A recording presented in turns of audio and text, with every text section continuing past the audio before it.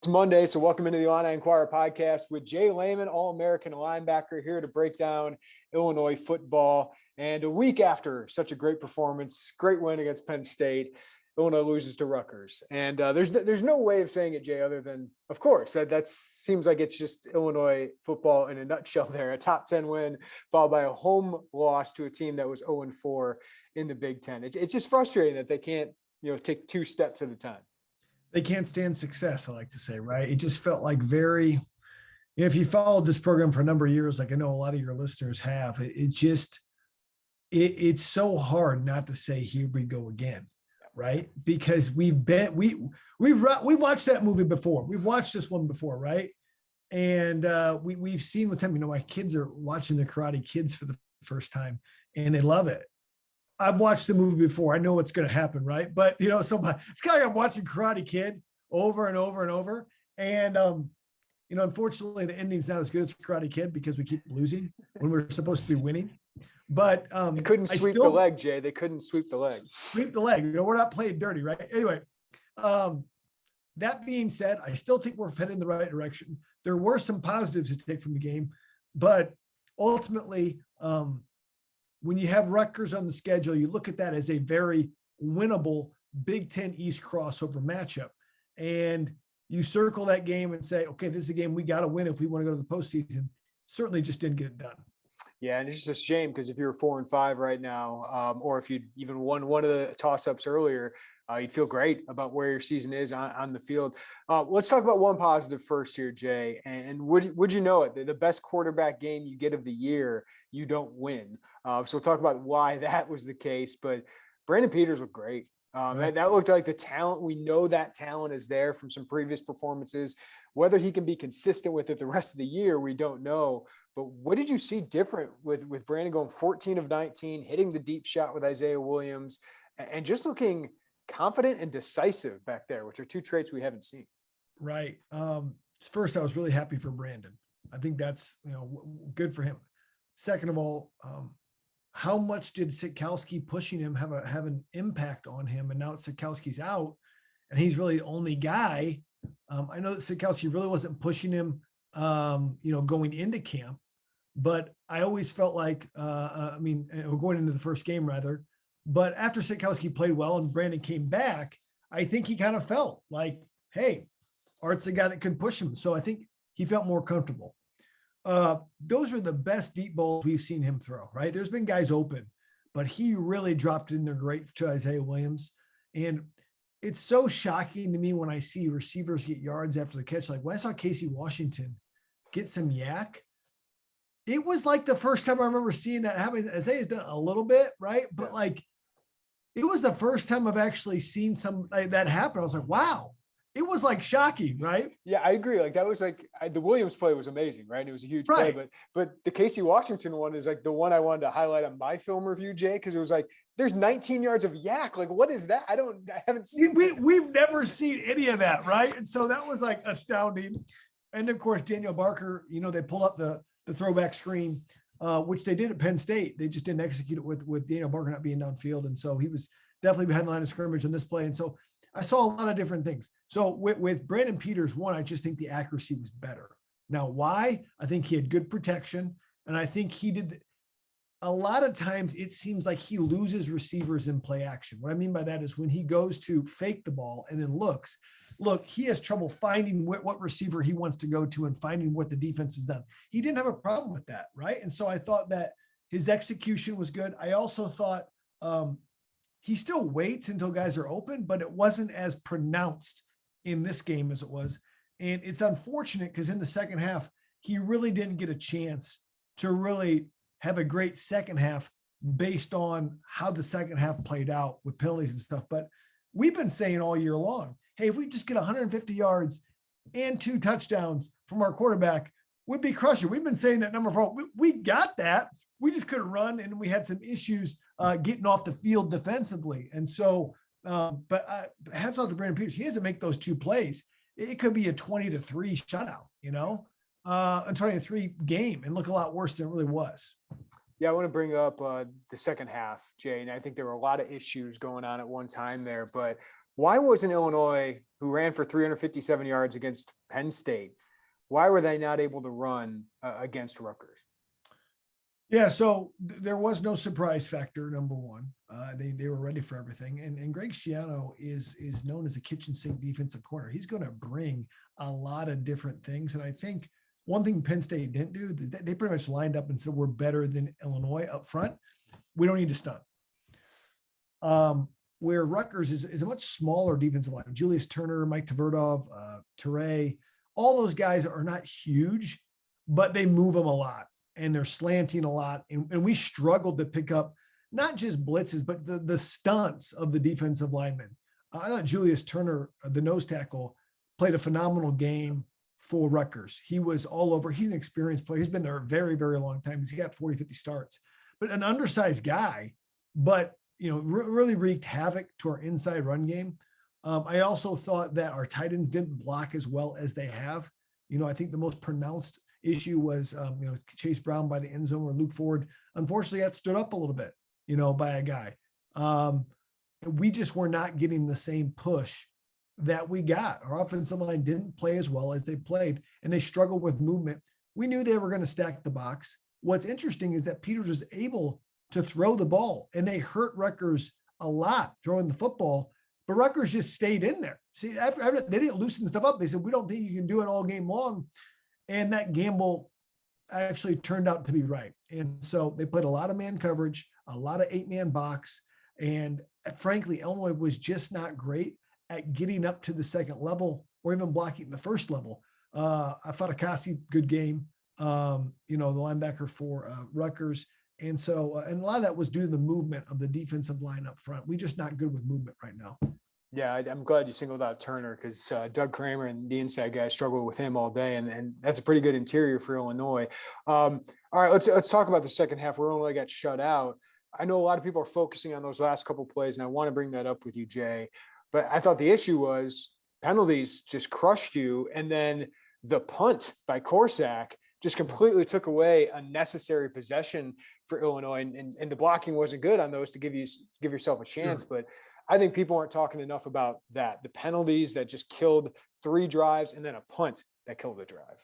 Sure. So we got outplayed in special teams. Blake Hayes had some good bounces. It didn't seem like he was hitting the ball great in the game. If you were at the actual game, you could see how kind of low some of the punts were, low hang time, allowed some returns where I think, Korsak lit it up, obviously, a couple inside the 5, especially that one you mentioned in the fourth quarter that really was a drive we needed, but it was just really squelched the play call. So between the backed up drive and then 3 big penalties, we had, and they were tough penalties. And what I mean by tough is I don't think that Daniel Barker meant to chop block somebody. It was really a defensive lineman that fell down, and it looked bad, but it wasn't purposeful. Julian Pearl's glove got caught on a face mask. It wasn't like he legitimately pulled a face mask, but it is what it is. They were called. Not saying they were the wrong calls. And what we see is when we're not able to stay on schedule, one of the beauties of the offense that we have is it's easier to play penalty free. We take our time to get lined up. So in hurry up offenses, you're going to have motion penalties and false starts, probably 2 to 3 a game. If you watch a fast team get lined up, you're also in a passing heavy offense. You're going to have 2 to 3 holding penalties a game because you have 2 officials literally looking at the tackle and defensive end one-on-one. Okay. You're going to get called. We don't have any of that. So right there, you take away 5 or 6 penalties a game with what we do. And that's why one of the lesser penalized teams in the conference, but we don't have the chunk play ability, guys, to make up 2nd and 20, to make up 1st and 25. It's just not a possibility for us. And defensively, they had some really silly penalties as well at times, but we're just not explosive enough. And when our run game's not cooking, we're really not doing anything well. And so that destroyed our time of possession a little bit. And we'll talk about the defense as well, but we could not convert when we need to, and they could convert on 3rd down. And that was a huge deal because defense is not just about how many points you give up, and we'll get into this. It's about how much do they have the ball. There was a couple of 30, 40-yard drives. They might not have got points, but they kept us from having the ball and really grinding out and letting our running backs get going. No, that's a good point, Jay. And I kind of want to compliment that with this is like Illinois was not able to stay on the field in the second half. Rutgers was. Illinois was behind the change in the second half, while Rutgers felt like it was 2nd and 4, 2nd and 5 every time. And they really struggled to contain that quarterback run. I think it was zone read that they were running a lot, which Illinois hasn't seen a lot of here recently. So I thought the outside linebackers really struggled in this game. So even though Illinois kept Rutgers to 20 points, which should give you a chance to win, they didn't make the plays they had the previous week against. It reminds me of, when we lost to Iowa in 2007, it was 10-6 game, and people said, offense didn't play great. And certainly they didn't play as well as they could have, but we gave up probably 3 or 4 drives in that game of 35 yards. But Iowa got 3 first downs each drive and took off 5 minutes. Right. And so your offense is losing possessions if you can't get off the field. And that's what happened in this game. Our offense lost possessions, our inability to get off the field. And there was a couple of different things that were concerning to me. First and foremost, our outside linebackers repeatedly got out leveraged on the flank, right? Some of the stuff was schemed up. First play of the game was a scheme thing where that could have been a fumble. I think it was a fumble, by the way. I just don't think they had to look to confirm that it was a fumble. But I thought, as well as Kalen Tolson played last game, I think he struggled to set the edge, and so did Isaiah Gay at times. And they did a little bit different blocking scheme. If you're watched, they actually pulled out the tackle on what we call like a sprint block, where they sprint and block out the defense of the smaller. So a lot of times they'll block that guy with a receiver or a running back or a tight end. They were putting their offensive tackle on outside backers. It was very difficult for our backers to get outside and keep contained. They got overpowered. So good blocking scheme there by Rutgers. So they got outflanked, and then also the quarterback run. I was kind of screaming watching the game. I was surprised actually when Rutgers was 3rd and goal with about 5 minutes to go in the game, they didn't do the quarterback run. Because if you looked at, how do you know what's going to happen in a game? Well, you ever see those guys, you ever watch a game, you see those little guys by the head coaches charting things or by the assistant. And what are they charting? They're charting what plays work and what they don't. And if I look at the chart, I'm seeing quarterback runs for 8 yards, 12 yards, 15 yards, the last time they did it. So when they needed a big play, in the last play where they really need to get a 3rd down stop, the game was pretty much over at this point. What do they do? A quarterback run, right? They're looking at charts too. We were just not disciplined at that outside backer position. And a lot of times teams will leave that outside backer unblocked and say, let's see if he can be disciplined. Now they blocked him in here and said, now you got to tackle the quarterback as well. I think that was a good change up, and Illinois never really changed up well. I do think there were some players that played well. I don't want to keep talking, but I think Sidney Brown, again, continued to improve. He played actually a decent game. Big hit on Vedral, some big plays when we needed him to make some plays. So there were some bright spots, but overall I was disappointed from the defense for me, even though they gave up 20. Yeah, I hate to say this, Jay. I'm not trying to bring down the Illini staff. Illinois outcoached Penn State. I thought Rutgers coaching staff had a phenomenal game. I just think every call they made, especially even that 4th down, that 4th down felt like they had the right play call at the right time. It was zone coverage, and the cornerback comes up and makes a great tackle in space. I just thought they had a great game where everything they did seemed to work. Yeah, I know. And talking about the last play, let's talk about that. So Illinois has been very successful at the quarterback sneak. I think if we charted what they've done with the quarterback, they probably gained 1.5 yards, maybe 2 yards every quarterback sneak. Whether that's putting McCray behind the quarterback and pushing, but it's worked. It's almost a guaranteed first down. And the dirty little secret in college football is 4th and inches. It's almost a given that the referee is going to spot it so that when you sneak it, you're going to get a first down. So let's go back to how they got set up. Again, in a critical time, for some reason, Chase Brown gets either nicked up or banged up, and we have Jakari Norwood in for the first 3 plays, right? I'm not sure that we are in 4th and inches with Chase Brown at tailback. Yeah, can I throw you in here, Jay? Chase Brown tapped his head. He was gassed because they used him so much, right? But still, you'd like your guy to stay in the game. But they this is my problem. I had more of a problem with the 2nd and 3rd down call than the 4th down call, because you got Jakari Norwood in the game. You're struggling inside run. It's not your inside run guy, and you've been doing well in the outside run. That's what he's good at. I had a bigger problem there than the 4th down call. Yeah, no. So I think you and I are the same thing. Like, what leads to a 4th and inches? Obviously not doing great on 3 downs, right? And so sometimes it's a simpler explanation than we think of, but one, I'm not saying Chase Brown wasn't gassed. And if he was, I understand. Maybe take a play, maybe take a timeout, because honestly, we wasted a lot of time in those 3 downs. It went from like 3 minutes to 1 minute like that. Yeah, Brett said today he wanted to keep all 3 timeouts if Rutgers got the ball. They did, but Rutgers got a first down. So just to explain that too. And I understand you want to keep it, but like your offense is probably not explosive enough to score a touchdown anyway. Like this is your chance to score a touchdown. So if it comes to clock management, we've had issues, Maryland game, Purdue game, and the punt in that high end zone area where we high red zone, that we seem to stall out in. Okay. So the fact that Chase Brown was out for 3 plays because he was tired or not hurt, to me, I don't like it. I mean, I want to be the guy out there as a player. I want to be the guy out there. Maybe he was really gassed. I wasn't playing. So what can I say? But call a timeout, or maybe put McCray in for an inside run or an outside run for Norwood. But now we get to 4th down. And, I kind of smelled something up when they called a timeout. Rutgers was like, I think Rutgers called the timeout right on the first 4th down. And they're playing a lot of man coverage. And then they come out in zone. And the difference is this: when they motion the receiver like they did in man, that guy would have followed him, right? And then the guy it's a touchdown to the guy, or the guy's supposed to tackle Chase Brown is 10 yards at a safety position. He gets the first down. You have a one-on-one, which we'll take Chase Brown every day on that.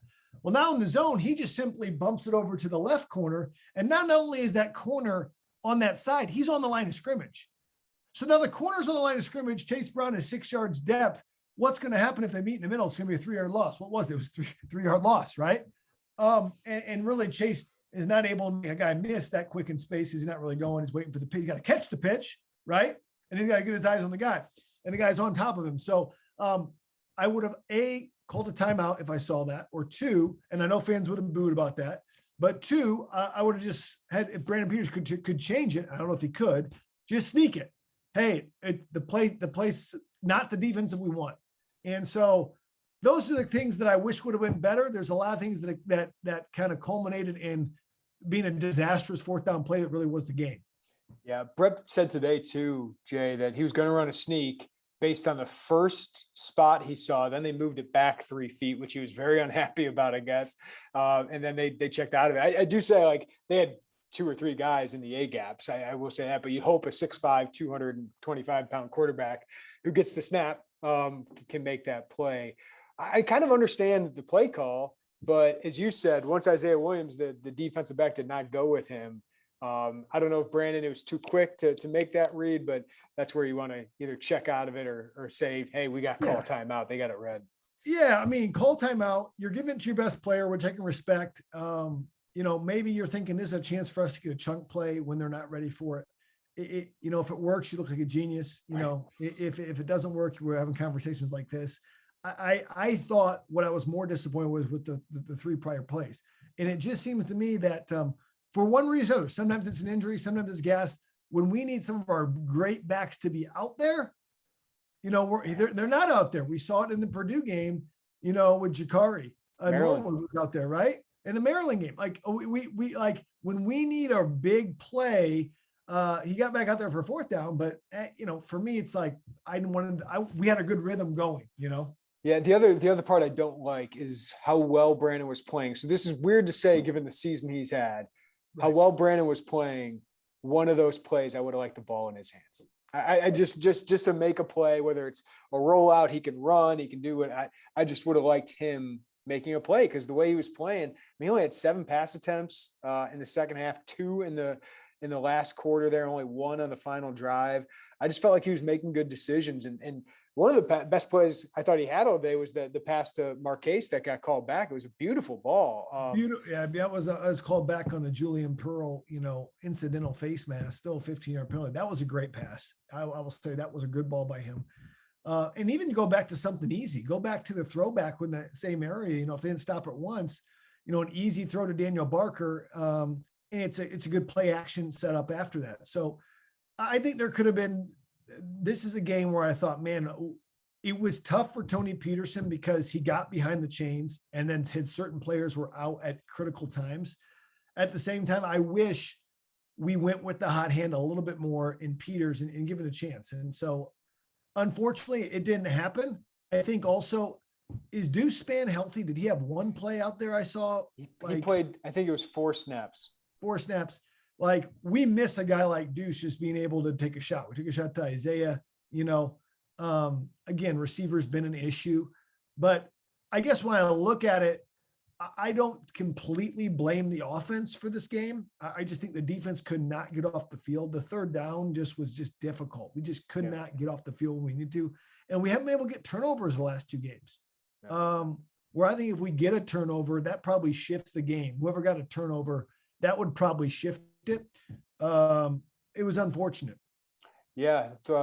And I think they were 3 for 3 on 4th down too, right? With the Right. 17, 18-year-old quarterback coming in and making a big play. Kudos to him. But that was maybe the stat of the game is Rutgers going for it on 4th downs and being able to get it. And then Illinois couldn't get its 1 4th down.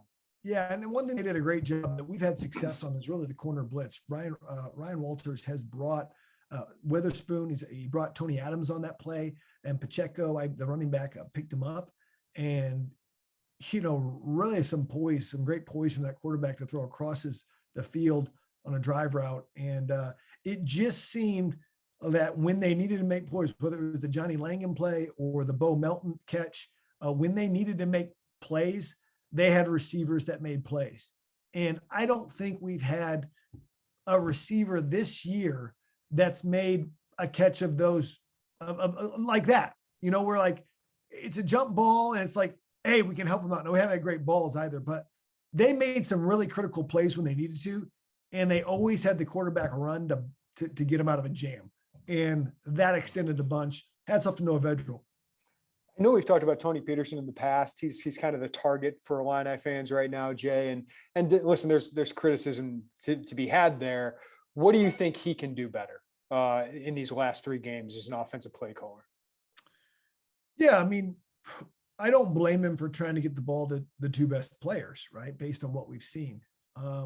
I think for us to really, unless we have a game when Penn State, we're just dominating up front, right?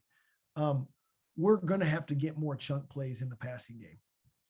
I like that he tried trick plays last week. I felt like if there was a game to do trick plays, the weather wasn't horrible and it wasn't raining and we needed something, I would have liked to see some of that here and more, I didn't see many times I thought Isaiah Williams could get the ball more. So anyway, it's the same stuff we say every week, right? Like throw the ball more, do some trick plays. But if Peters is going to play like that, I think they can trust him more. I think we'll see more play action. I think we'll see more shots on the field. And one thing they did do a good job of is they did do a good job of pass blocking for the most part. They gave him time. And so the offensive line played better in pass blocking, where in other games they've been bad at pass blocking and better at run blocking. And so I look at it and I think, okay, Peterson's working with what he's got. I don't agree with the last series, with the clock management of it. I don't agree with who was in there. I don't agree with the last play. But at the end of the day, I think for the most part, he's kept us in the game for the athletes we've had. Yeah. And it seems like they're playing a specific brand of football to limit other offenses' chances, right? Play low scoring games. And to limit penalties and big mistakes. Unfortunately, that we didn't do either one of those, and hence we lost 20-14. Which is why trying to figure out this team is very, very difficult. Predicting this team is very, very difficult. Well, it's tough too. It's like there's playmakers. There's guys in every sport where, like, if the guy can hit a guy in baseball, like, hey, he can get runs. He's a hitter. Basketball, he might not. James Harden might not do anything but score. But shoot, he can score. He doesn't play any defense, right? But man, the guy can score, so he's amazing, right? And we're just looking for playmakers, right, on defense and offense that can change a game. You ever watch like a top 10 team? Let's take Ohio State, and they'll be close with the team, and then literally they'll get a play or two, and you'll turn the game back on 5 minutes later, they're up by 21. They're like, what happened? Trevion Henderson happened. Yeah, Trevion Henderson. That happens all the time, right? That happens all the time with these big playmakers. And so we just don't have that margin for error with the athletes we have on our field right now. All right, Jay, going up to Minnesota, and a couple of weeks ago or a month ago, I did not expect Minnesota to be atop the Big Ten West. PJ Fleck, even if a lot of fans don't like him, he's doing a heck of a job up there. And despite all these injuries, they've been able to run the ball. And I think the biggest change with that team compared to last year is their defense is taking a huge leap. So what do you think of this matchup against the Golden Gophers at a place, Jay, they haven't won. Illinois hasn't won up there since 2009. Well, I will say this is that Minnesota, I think, was one of those games where you thought maybe it's a toss-up for Illinois this year, maybe. I think out of the three teams they have remaining, Minnesota, Northwestern, and Iowa, they're probably playing the best right now. Now, Minnesota, this is by far their easiest game left on their schedule, I think, because they got Iowa left, right, and they've got Wisconsin, right, because there's a lot of division battles here to finish out in November. So this is how the West will be won.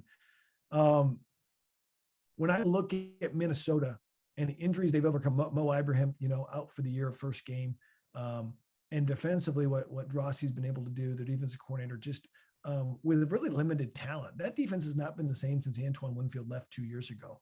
And some of the players that they had a Barber playing linebacker as well a couple of years ago. But they've been able to play defense and run the football. And they're going to do their RPO game, which is they're going to run their zone, and they're going to have Tanner Morgan run slants to whatever wide receiver they have. And that's going to be what it is. It's going to be RPO. You're going to get 15 to 20 plays a game of that. You might not recognize it as that because it'll be 12 runs and 8 passes, but that's kind of the team they are. That's who they want to be. And they're going to be a ball control team. You got that from Jim Tressel, just like everybody else, right? They're trying to do the same thing that we do as a team. So it could be a very quick game, and people are trying to run the clock and whatnot. But I think this is a very difficult game for Illinois on the road with all the circumstances that are going on. It might be tougher than Iowa right now with the way momentum is shifted for Minnesota and Iowa. So what do you think some of the keys against Minnesota will be, Jay? Well, number one, I've always said this, there's 3 tiers in the Big Ten, those that can run the ball and stop the run, those that can do one or the other, and those that can do neither. And when we can run the ball and stop the run, we can beat a top 10 team. Look what we did against Penn State, right? When we can't do either, and I would say last week was we couldn't do either against Rutgers, we can't beat Rutgers, right? So it's going to come down to, at the end of the day, Minnesota wants to run the football, okay? So can they be, we've been better in the interior than we have on the edges. I think Keith Randolph and Newton have been great. We struggled a little bit giving up the edge in our defense. I think Barnes, Tariq Barnes, I don't want to say he took a step back. It was a different type of game for him, but he's not a great read linebacker yet. He's great when you just tell him to go. And so we've got to figure out a way schematically to get him going downhill and not just waiting on the reading. But it's going to be tough in the RPO game because we're going to have to play man coverage. Why do you play man-to-man in RPO? Because your eyes are on your man. And so whether they're faking the run or not, you're guarding your receiver. If you're playing zone, man, it's really tough to play zone against RPO. I'm going to read run. They're going to dump a slant right behind me if I'm a linebacker. And so I think we've got to be solid on the edges because they're going to try to expose the edges on us with the outside zone. I think we've got to also be, if you're going to play Minnesota, you've got to be able to contest the slant. Okay. Slant's a hard ball to complete. Tanner Morgan, I've well documented how hard I've been on Tanner Morgan for years, right? I ate crow 2 years ago. I was probably more true last year. Yeah. I thought he was the worst quarterback in the Big Ten West in 2019. I don't say that anymore. But the thing about the slant route, which he throws very well, is if you throw it behind, it's a pick. If you throw it too far in front, the guy gets destroyed. It's got to be on the money, right? And he does a good job of doing that in their scheme. And they'll run a couple what they call sluggos. A sluggo is a slant and go, where they're going to pump it, double move you on the fake slant and go vertical and take some shots. So it's all based on that RPO. That's what I do defensively. Offensively, hey, we are what we are, right? I mean, like Denny Green said, they are who we thought we were. We're going to run the football, right? So we got to be able to run the football because I don't think Brandon Peters is good enough to win a game just throwing the football. But I want to see more play action. I want to see more trickeration. At this point, why not? What are we saving it for, right? At this point, what are we saving for? And let's not forget, there's 4 games left in the 3 games left in the season. And there's that four game redshirt rule, which we kind of forgot about because of the COVID year. We could see more players getting on the field. Who are some guys they want to test out these last 3 weeks that they could use that won't burn a year of eligibility? Good stuff as always. J Leman, not back-to-back wins, but that probably just means they'll go up to Minnesota and ruin their season because I can't predict this team. Listen, that's what we do, right? I mean, we are very, very unpredictable. But let's look at some of the teams. UTSA might be. I mean, Jeff Traylor just got a huge contract extension, $28 million at UTSA through 2031. They're undefeated. They weren't that bad of a team. Maybe we shouldn't have got so down after UTSA. We should be like, we're coming up, So I don't know. You get perspective as the season goes along, and we're just getting more perspective on this football team. Yeah, and Purdue and Maryland are probably going to bowl games, but that's what just makes it so difficult, Jay, is like Minnesota is taking advantage of this down Big Ten West, right? And Illinois just is so close that it seems so far away given they're 3-6, but they have lost 4 one-possession games. It's amazing how small of a margin it has been, but that's what this team is. It's got such a small margin.